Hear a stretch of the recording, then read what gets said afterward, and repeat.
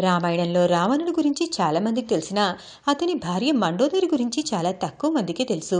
కానీ మండోదరికి శివపార్వతులకు కూడా సంబంధం ఉంది అన్న విషయం చాలా మందికి తెలీదు. అసలు మండోదరికి ఆ పేరు రావడానికి కారణం పార్వతీదేవి శాపం. అసలు రామాయణం కంటే ఆ తర్వాత వచ్చిన రామాయణాల్లో రకరకాల వర్ణనలు జోడింపులు చేశారని చెప్తూ ఉంటారు. ఇది కూడా అలాంటి కథే అనేవారు కొందరు. కాదు, వాల్మీకి రామాయణంలో ప్రస్తావించారని మరికొందరు. ఉత్తర రామాయణంలో ఈ ప్రస్తావన ఉంది అనేవారు కొందరు.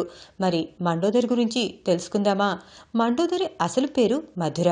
మండోదరికి ఆ పేరుకు ముందు ఆమె జీవితం మధురంగా సాగింది. ఒకసారి పార్వతీదేవి లేనప్పుడు కైలాసాన్ని సందర్శించింది మధుర. అప్పటి నుంచి ఈమె శివుడితో రహస్యంగా రతిక్రీడ చేస్తుందని కథలు వినిపించాయి. ఈ విషయంపై ఆగ్రహించిన పార్వతి ఆమెను కప్పగా మారేలా శాపం ఇచ్చింది. శివుడి అభ్యర్థన మేరకు మధురపై విధించిన శాపాన్ని జీవితకాలం నుంచి 12 ఏళ్లకు తగ్గిస్తుంది. మరోవైపు రాక్షస రాజైన మాయాసుర తన భార్య హేమతో కలిసి కూతురు కోసం తపస్సు చేస్తూ ఉంటాడు. అదే సమయంలో కప్పగా 12 ఏళ్లు పూర్తి చేసుకుని ఓ నూతులో ఏడుస్తున్న మధురం చూసి దంపతులు ఆమెకి మండోదరి అని పేరు పెట్టి పెంచుకుంటారు. ఓసారి రావణుడు మాయాసురుడు ఇంటికొచ్చినప్పుడు మండోదరిని చూసి పెళ్లి చేసుకోవటానికి ఇష్టపడతాడు. దీనికి మాయాసురుడు అడ్డు చెప్పటంతో అతనితో యుద్ధానికి సిద్ధమవుతాడు. రావణుడి బలం తెలిసిన మండోదరి అతని చేతిలో తండ్రిని కోల్పోవటం ఇష్టం లేక ఈ పెళ్లి కొప్పుకుంటుంది. మండోదరికి జన్మించిన సంతానం వల్ల తన భర్తకు ప్రాణహాని ఉంటుందని తెలుసుకుంటుంది మండోదరి.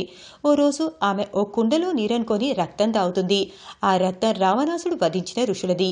ఆ కారణంగా ఆమె గర్భం ధరించి ఓ కుమార్తెకు జన్మనిస్తుంది. భర్త తన బిడ్డను బతకనివ్వడని ఆమెను ఓ పెట్టెలో పెట్టి సముద్రంలో విడిచిపెడుతుంది. సముద్రుడు ఆ పెట్టెను భూదేవికి ఇస్తాడు. భూదేవి దాన్ని జనకుడికి ఇస్తుంది. ఆ పాపే సీత. రావణుడు సీతను అపహరించి లంకకు తెచ్చినప్పుడు మండోదరి తన కుమార్తెను గుర్తుపట్టి రావణుడి కాలం చెల్లిందని తెలుసుకుంటుంది. యుద్ధం తర్వాత రాముడే విష్ణువు అవతారం అని తెలిసి అతన్ని శరణు కోరుతుంది. రావణాసుడి మరణానంతరం రావణాసుడి తమ్ముడైన విభీషణుణ్ణి పెళ్లి చేసుకోమని సూచిస్తాడు రాముడు. రాజ్యశాంతి కోసం మండోదరి విభీషణుణ్ణి పెళ్లి చేసుకుంటుంది.